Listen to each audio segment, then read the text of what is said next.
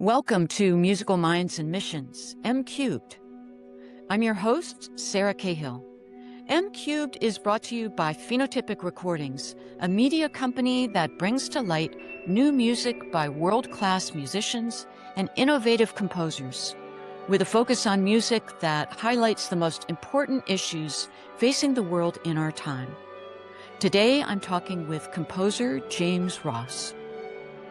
James Ross, thank you so much for joining me today for this Phenotypic podcast to talk about your beautiful recording, Landscape to Light.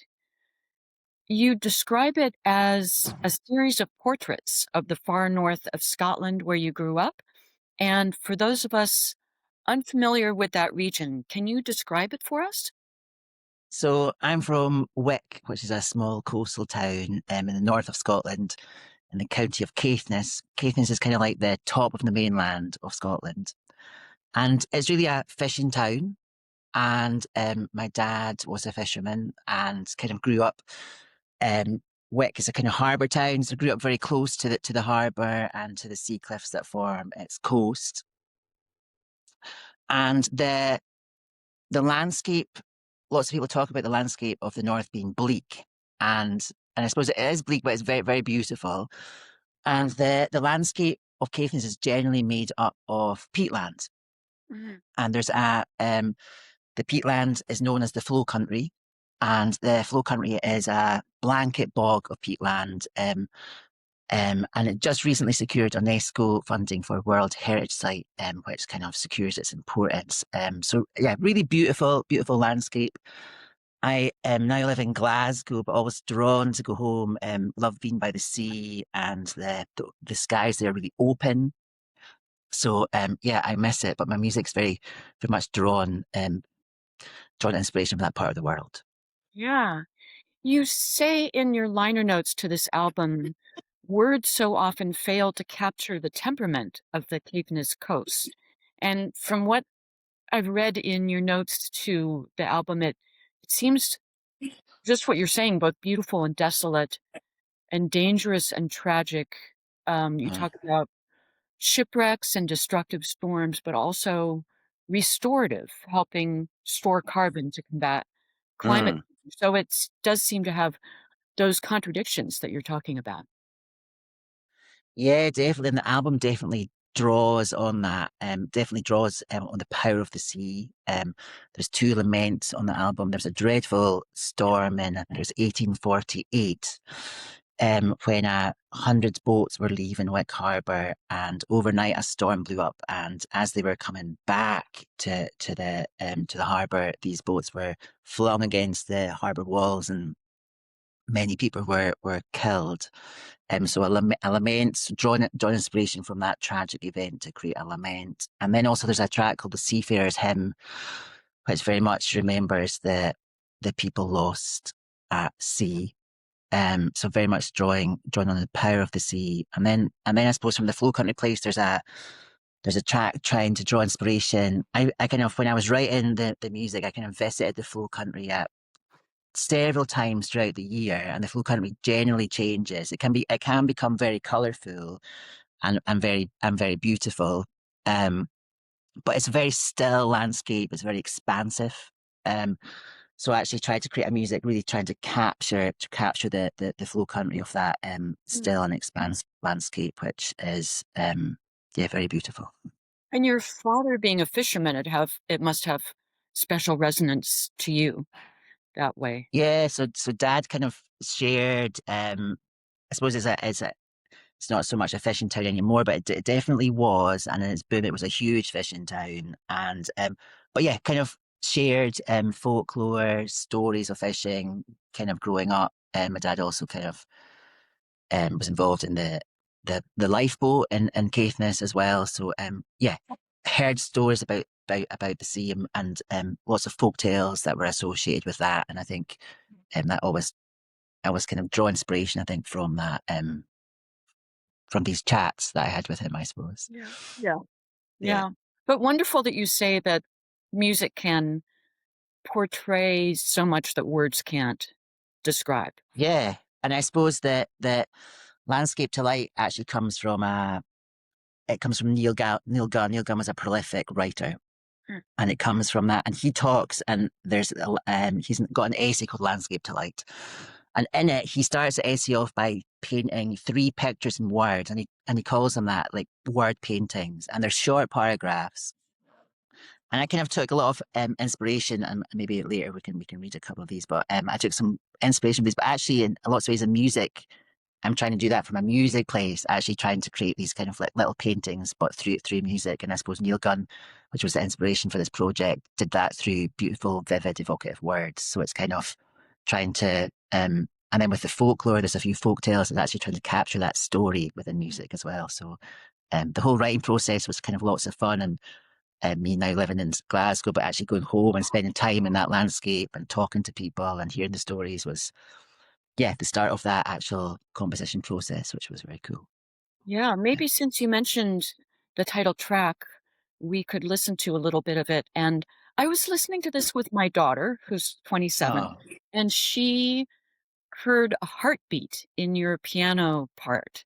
And I don't know if you meant a heartbeat, but there's sort of this very repetitive rhythm. And she also talked about how, the feeling of old and new and tradition and innovation, and and she got that from it too. So and she also asked if they were I mean, it's wonderful. She responded to it so much, but she asked if they were sort of real folk songs or created by you. But anyway, maybe we can listen to this title track and just a few minutes of Landscape to Light.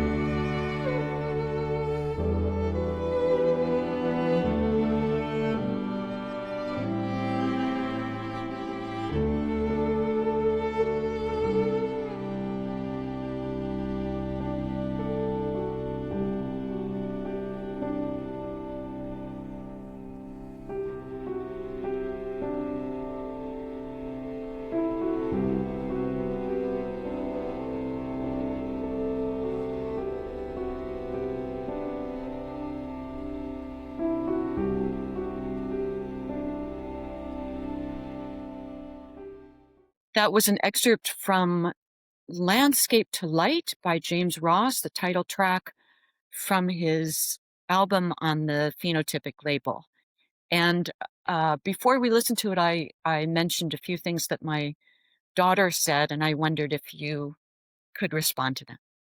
Yeah. So first of all, the tradition thing, I suppose that my music is very inspired by the traditional music I grew up with in the Highlands and Caithness. And but generally what I do is I draw on like could be fiddle music, bagpipe music, could be like Gaelic song, so actual traditional music. But then I write the melody is new, but it's kind of responding to that idiom. So it's kind of, and that tune would be called in Scotland be called a strathspey, which would be a dance. So it's kind of, and then maybe that is where the heartbeat's coming from. And the heartbeat, so basically there's one note that's pretty consistent from the beginning to the end of that track. And it's basically this kind of thing that goes consistent through it. And I suppose the heartbeat, I love that idea of it being a heartbeat, or a bell. I also think of it as being a bell, like just kind of this constant, and And the landscape to light track is kind of responding to Neil Gunn's essay, and in the essay he talks about light, and the light in the north of Scotland is very beautiful. And it's kind of, and I kind of try and capture that at the start of so this kind of like repetition of heartbeat in the bell, but then the strings at the top are trying to capture that light, I suppose. And then the melody comes in. But yeah, Scottish Strathspey is the inspiration for it, I suppose. Yeah. Yeah.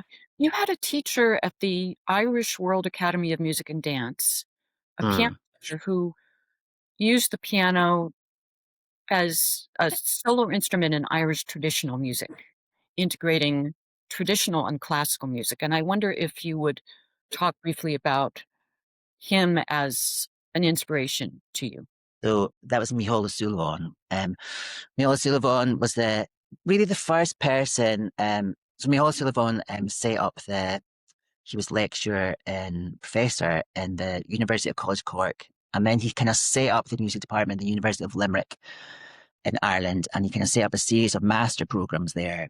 And I was lucky enough after I kind of studied in Glasgow, but I kind of studied there, and it was a master's in Irish traditional music. And I was lucky enough to have piano lessons with Micheál O'Sullivan.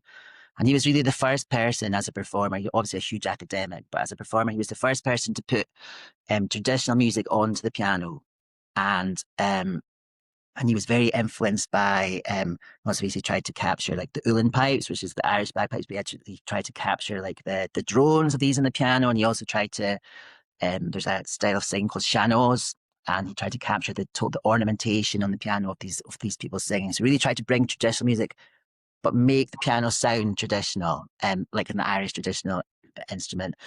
But then he was also a great classical musician, was influenced by jazz, but he kind of brought that all together, these kind of worlds. He worked a lot with strings, which has been a huge inspiration for me. So yeah, hugely inspirational. And it was amazing to he passed away a few years ago, but amazing to spend that year with him. Yeah, really inspiring.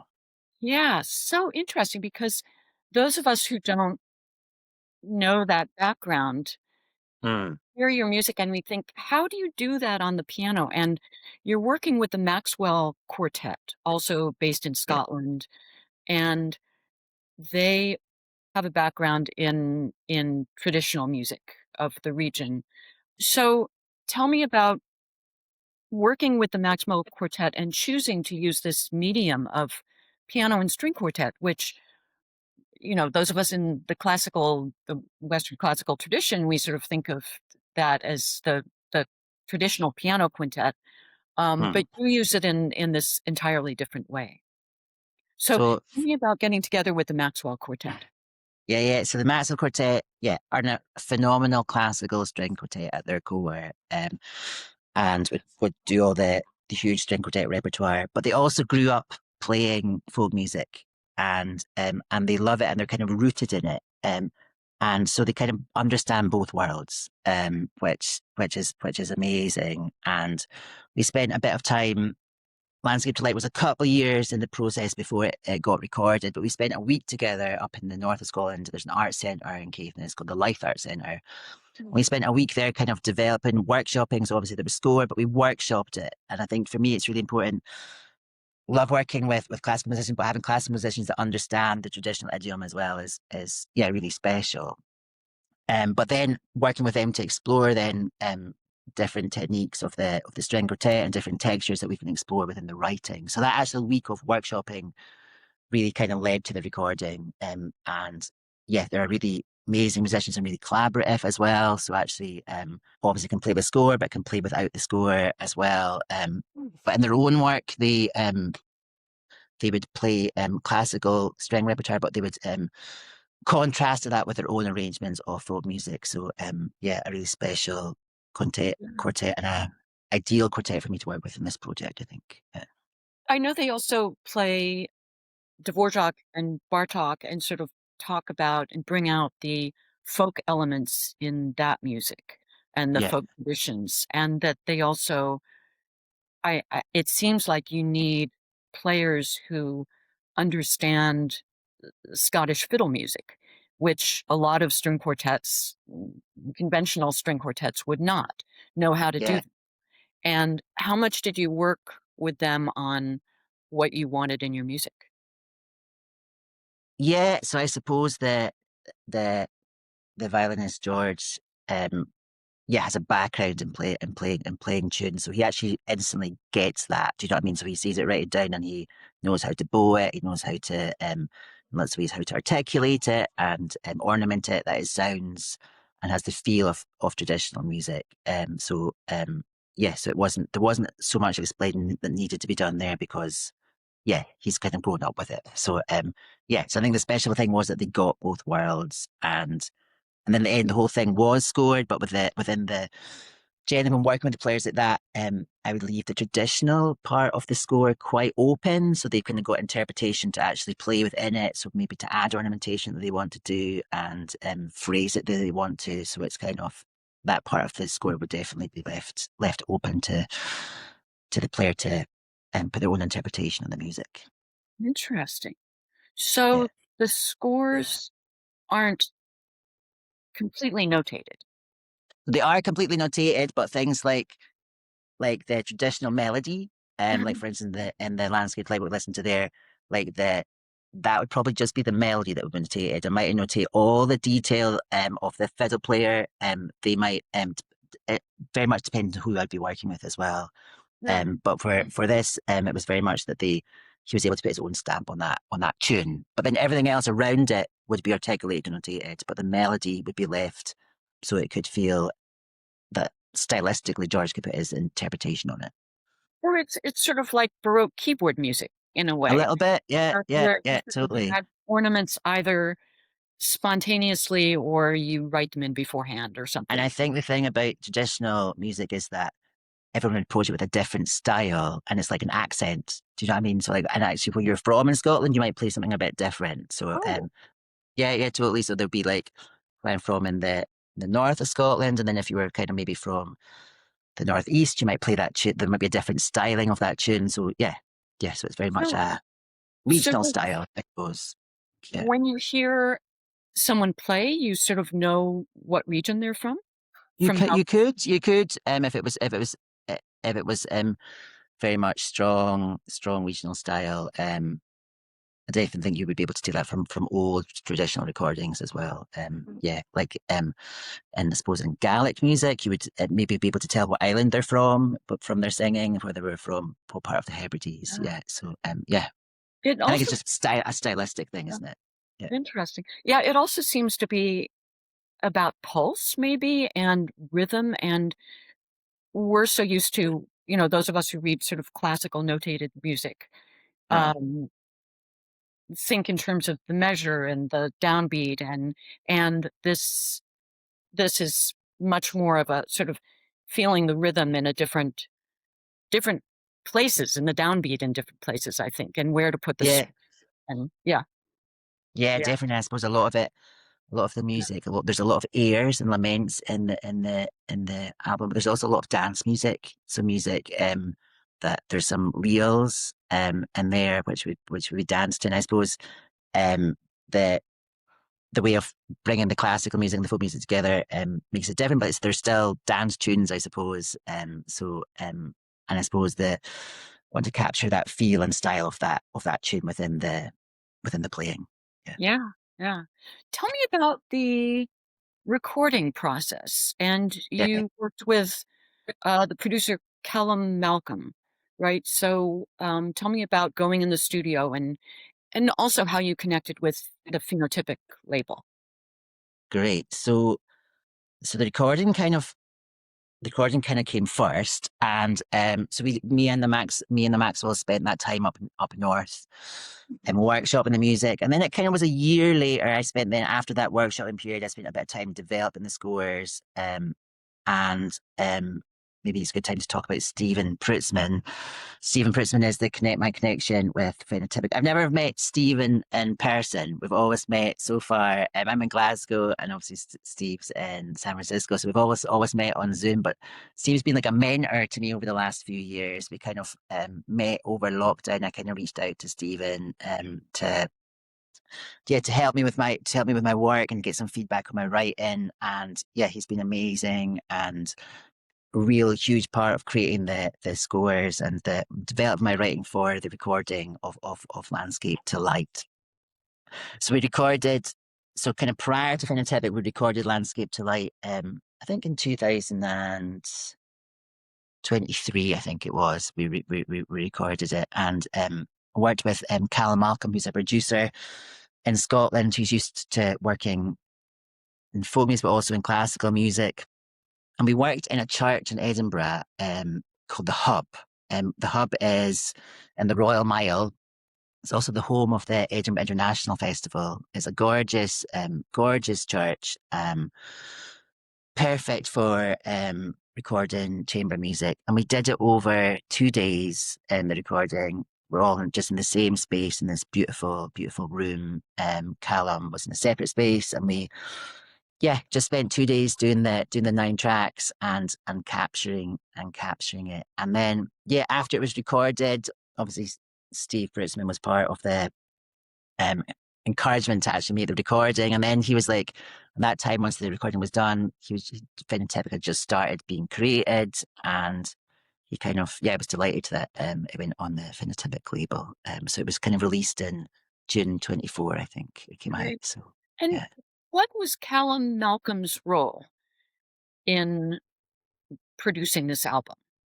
So his role was very much getting high quality of sound, which he's amazing at. So it was Calum, and his son was engineering as well. So there was 2 of them. And obviously Calum had then a score and then inputted in performance, and but very much about the quality of sound. And so I wasn't even thinking about that. And in lots of ways I was just thinking about because I was playing piano in the piece with the string quartet, so very much thinking about performance. So Calum kind of took care of everything else and took care of the editing. I've worked with Calum a lot over the last few years, so I kind of, everything I've done really has been with Calum. So it's kind of, I trust him. So I think that's a great thing as a performer, to have someone that you really trust. And I think the thing about Calum as well is, like the Maxwells, he really gets both words. He's a great score reader. So it's kind of, he just captured it really. And I think that was the thing that we did several takes of each thing, and Calum captured it, but it's very much a live recording, I think. Yeah. We're going to listen to another track from this album, and what you've chosen. I think it's The Piper of Windy Ha. Well, I'll tell you a little bit about it, because it's a folk tale, and it's a folk tale that I kind of was told growing up, and I've always been like, always loved it growing up. And it's about a young lad called Peter, and he drinks from a well, and he falls asleep, but he's woken by the fairy queen, and she gives him a choice. She gives him a choice of a magical set of bagpipes or a gold encrusted Bible. And he chooses the bagpipes, and he becomes famous. He can instantly play them, and he travels all over Scotland and makes a fortune. But when he's given the bagpipes, there's a condition that, like, 7 years to the day, he has to go back to the well and meet the fairy queen. So true to his word, 7 years to the day, he goes back to the well, meets the fairy queen, but he's never seen again.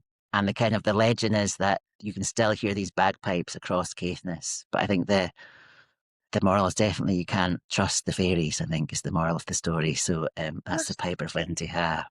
Is the moral, I mean, should he have chosen the Bible? Is that a moral? I don't really know. I think probably what would happen either way, what he chose, he would have probably never been seen again. I don't know. But I love the idea that that in this story, that you can still hear the bagpipes over Caithness. I kind of love that. But and then in the writing of the piece, I kind of really tried to capture the kind of story within the writing of it. It kind of starts with pizzicato strings, and I thought it was fun trying to capture that story through music.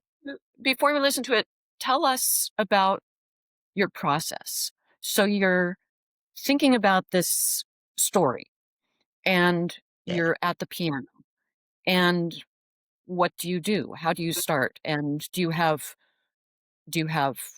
your laptop? Do you have paper and pencil? What do you have in front of you?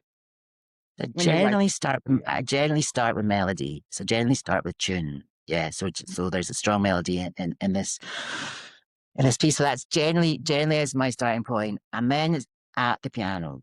And I would explore this melody, and I would explore it harmonically in lots of different ways, and then eventually I'd bring it to the computer, and I would score string parts, but very much at the piano, pen and paper is how I start, but very much starting with melody, and then I would how can that melody be treated, um, and then start thinking with the strings. Then how can you actually tell a story with the strings, to actually create texture and color, I suppose.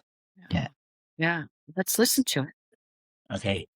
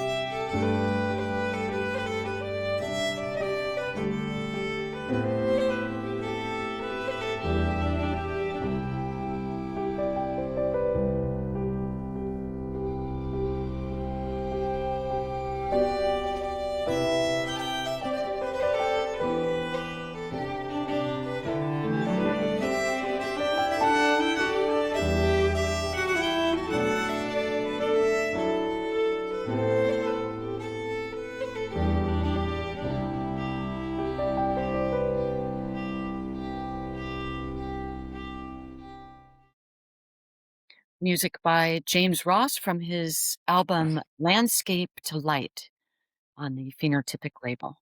So great. And I think about, you're so fortunate to live in a place where the fairy kingdom and the spiritual world is is I think just as real.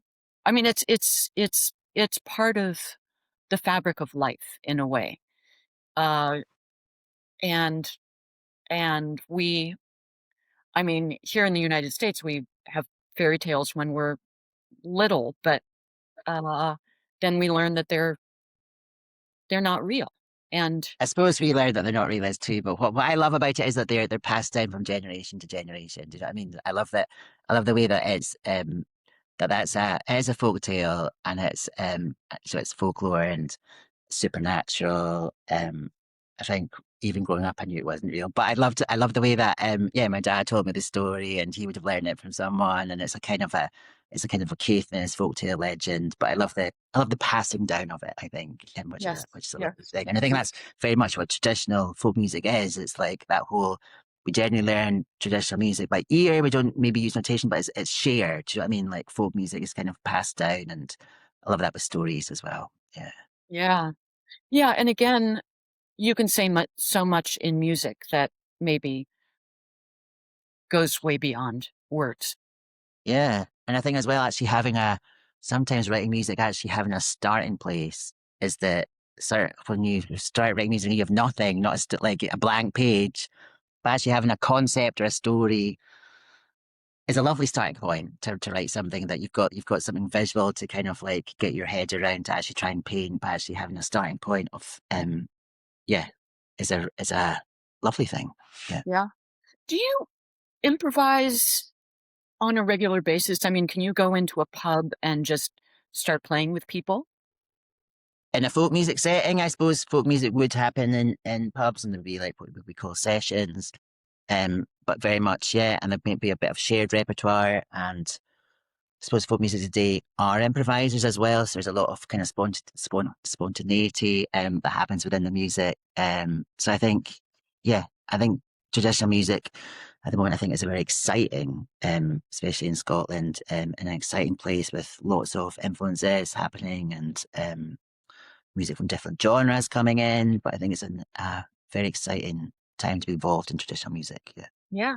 Yeah. I'd like to ask you about teaching, which you've done for a long Yeah. time. Yeah. Has has that changed over the years in terms of your students' interest in traditional music, or is it as strong as ever? Or, uh, I mean, interest of younger people in traditional Scottish music? So I teach at the Royal Conservatoire of Scotland in Glasgow. There's a degree there in Scottish traditional music. It's a course that I did before I went to Limerick. And yeah, and I suppose I kind of see my role. Obviously we do I kind of teach piano. We also um look at technique and like what you would do in regular piano lessons. But it's very much, to me, it's very much about encouraging the students' own creative voice, I think. To actually encourage them to create their own style, to expose them to maybe music that they wouldn't know, that they can draw on, so from music from different genres, but very much trying to encourage students' music ideas and for them to create their own musical voice is the goal, I think, in my teaching. But very much student centered, I think, and looking at them taking traditional music and then where do they want to bring it in lots of ways, what influences do they want to bring, and it can be really inspiring as a musician to do that as well. So yeah, I love it. I've been doing it for a while now, so it's and then I think from students' place, um, I suppose students are levels changing in traditional music as well. I think the level's definitely getting higher, so it's an exciting time. That course, I did that course. I think that's been running for nearly 30 years now. That course, I was right at the start of it, so it's kind of so it's been going for a while, and I suppose the kind of musicians that it's developing is changing all the time as people's I suppose music influences change as well. So no, it's a great course. Do you work with them on classical music, sort of the classical repertoire and and composition? Yeah, That's so composition I do. I work with I do 2 modules in composition, but very much for folk musicians though. So it's very much geared towards folk musicians, and I suppose like landscape to light, starting with melody and then what do you want to do with it, but then creating that into, I suppose, what would be a classical score. And but from an actual piano place, yeah, I wouldn't be teaching classical repertoire as such. I'd be more teaching interpretation of traditional music and developing students' own style and voice, I suppose. Yeah. interesting. Yeah, yeah. Is it challenging to be at the intersection of classical music and traditional? It's Yeah. the words are hard, aren't they? I mean, the classical and traditional, it's sort of like, you know what I mean? It's sort of the conventional Western classical music tradition and traditional Scottish music, folk music. Is it Yeah. it's yeah, and you're in between. Does that have its Well, I challenges? think it is hard. And I think I hate when music's put in boxes and when it's labeled. I'm not a fan of that. And I think, and it's kind of, one thing I think it is hard is like to market music that isn't in a specific genre is difficult. I think my music, to me, is not, especially the scored music like landscape light, it's not quite folk music, it's not quite classical music. Do you know what I mean? So it kind of sits somewhere, it doesn't really sit in a box. So I think that's hard. So it's hard to definitely hard to promote it from that extent. But I actually love that intersection. I think it's actually quite an exciting place to be as a composer and as a musician. And I love drawing on influences, and I love finding new influences to draw on. But I think the core of the music is very much then traditional. The melody, I suppose, drawing on old Scottish traditional music is always it's always the starting point, and then it's kind of then and I suppose that the more writing I do, it's then what can I draw on to arrange this in a new way. Yeah, so it is exciting, but Yeah. tricky.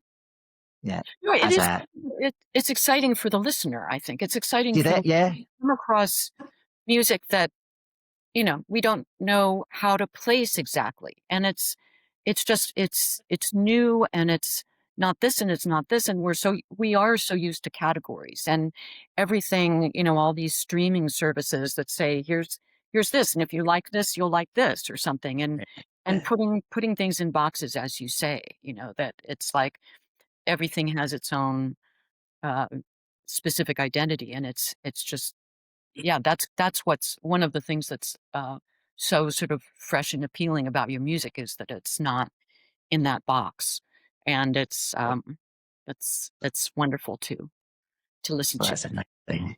Thank you. You've chosen one more excerpt from this Yes, album, there's a track called the Seafarer's Hymn, and it's to remember the people lost at sea. So it's basically a lament. and this is something you wrote. And what did you have in mind as you wrote this?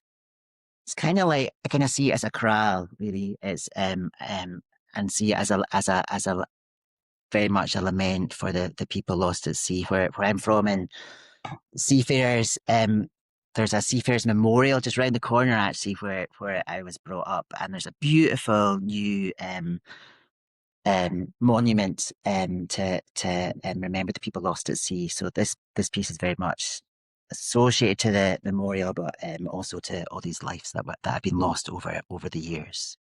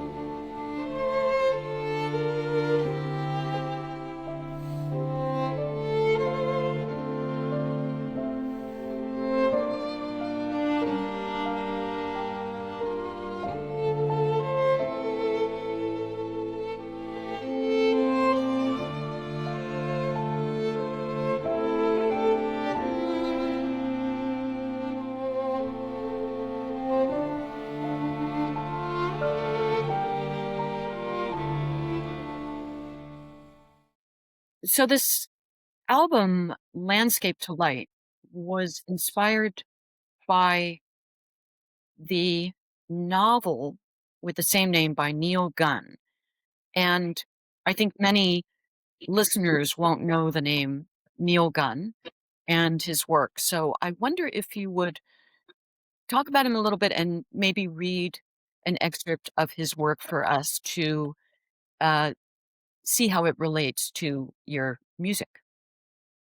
So yes, as I was saying in the start of the essay, he kind of talks about painting three pictures describing Caithness. And this is the second picture, and it's very much about the light I talked about. And it very much, I think, inspires the first track of the album. And also the flow country, which is the peatland. He talks about here as the moor, which is the blanket peatland in Caithness. So this is his second picture. This is my second picture. It's impossible even to suggest, for the effect is entirely one of light. It's not that the quality of the light is magical or glamorous, tenuous or thin. There are few places in Scotland where level light from the sinking sun can come across such a great area, but it's not altogether that. The mind does not debate, it gets caught up into that timelessness where beauty is no longer majestic or grand, but something more intimate than life or death. Across the moor, the sun gone, the colour darkening, the far blue turning to deep purple, shadow and more shadow, unto the peewit's cry in the dark of night. So that's the second picture. And then the third picture is very much about the coast and the sea cliffs and mentioning the lives lost and the violence of the sea and the fearsome power of the sea. So this is his third picture. There's a third picture of Caithness, but it is a composite one. The sea cliffs that form its coast. In a sense, these cliffs are more typical of Caithness than all else, for they have entered so much and so violently into the life of its people. A sheer rock scenery too, they are often magnificent, while the flatness of the coastlands permit of tremendous perspectives. Mm. So beautiful, vivid writing. Yeah. Yeah.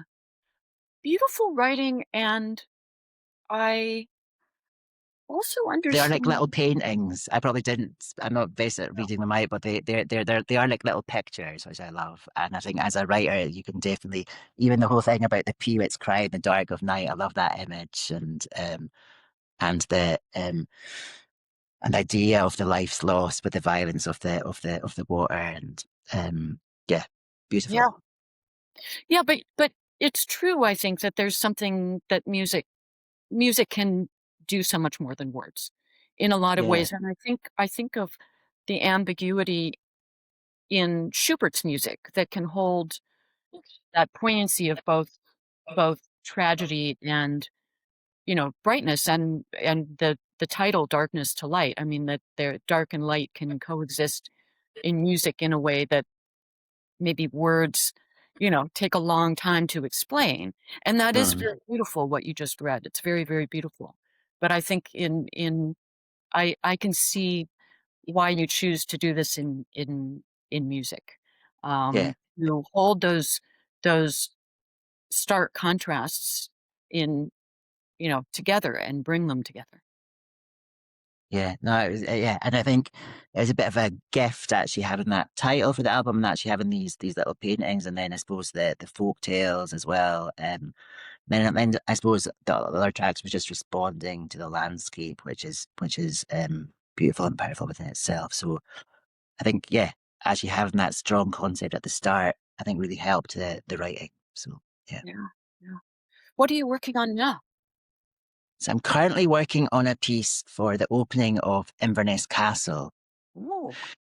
So Inverness Castle is in the Highlands of Scotland and has been closed for a long time. And recently they commissioned a tapestry which has been created by, I think, 600 stitchers throughout the Highlands, but community stitchers. So there's been these lovely groups that have been set up, and they've all kind of created this tapestry, and the tapestry is going to be housed in the Inverness Castle. But the tapestry is very much it's kind of the spirit of the Highlands, is very much telling a story, and someone has created that with the stitchers. And I've been commissioned to create a new piece responding, I suppose, to the opening of the castle, but responding to this tapestry and the people that have made it. So that's been performed in March in Inverness Castle, and it's a piece for strings and piano again, but bigger strings this time. It's a 13-piece string ensemble, which I'm excited to work with, and also a Gaelic singer. Which will say some Gaelic songs that respond to the tapestry and from specific areas in the Highlands, and also working with the narrator. So there'll be a story that will go through the whole piece. So yeah, it's exciting. It's still in development, but it's exciting. So that's for March, and the March next year. That's So very that's exciting. the main thing at the moment. So yeah, Yeah. Oh, exciting. Well, thank you so great. much. Yeah. Thank Thank you, Sarah. I've really enjoyed that. Lovely. Thank you for listening to M Cubed from Phenotypic Recordings, co-founded by Michael Hostetler and Stephen Pretzman. The music you heard on today's show is available on Bandcamp and wherever music is streamed. There are links in the show notes. Today's program was produced by AJ Machado, and I'm your host, Sarah Cahill. Please follow or subscribe so you know whenever we post a new show. You can reach us at info@phenotypicrecordings.com, and we're always glad to hear from you.